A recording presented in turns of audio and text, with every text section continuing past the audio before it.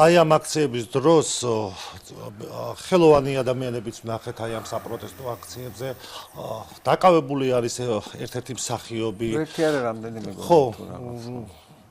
ნახეთ სხვადასხვა თეატრების წინ აქციები, მათ შორის დღეს აი მაგალითად თქვენი ერთ-ერთი მსახიობის განცხადება გავრცელდა, რომ ერთი მსახიობი გაუშვეს თეატრიდან, რომ სხვა მსახიობების გაშვება იგეგმება ბათუმის თეატრიდან, რომ მისი განცხადებით გეუბნებით აქ აგერ პირდაპირ ეთერში ხარ და იქნებ არავითარ შემთხვევაში რა ხდება ხო? არავითარ შემთხვევაში პოლიტიკური ნიშნით ეს არ ხდება, მაგრამ ადამიანი ნებისმიერ სამსახურში მით უმეტეს თეატრში, რომელიც არ გამოცხადდება რეპეტიციებზე, სპექტაკლებზე, ამ დროს სხვაგან მოკრავ თვალს მას, ბუნებრივია ის მავალეობას არ ასრულებს და ეს თავისთავად იწვევს უკვე გარკვეულ პასუხისგებლობას. ეხლა ჩემთვის ძალიან რთულია სიმართლე გითხრათ, ნებისმიერი ადამიანის გაშვება, მით უმეტეს რომ ყველაზე რაღაც გარკვეული ამაგი მაქვს, მაგრამ სხვანაირად შეუძლებელია თეატრში, სადაც სწორედ კოლექტიური შემოქმედება.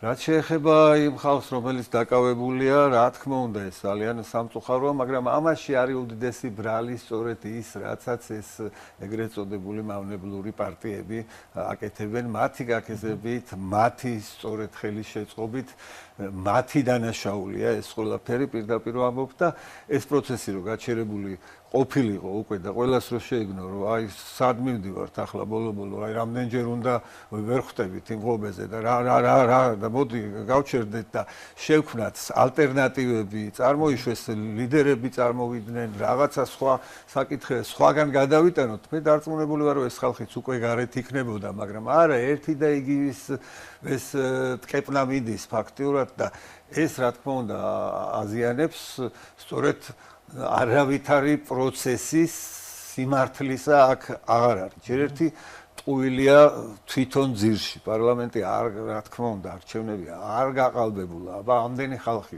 ჩვენ ახლა უმრავლესობა რო ასე უყურებთ, რატომ მაშინ? ხო ეს შეგრძნება რასაკვირველი არ არის და მაგრამ ეს არის მოგონილი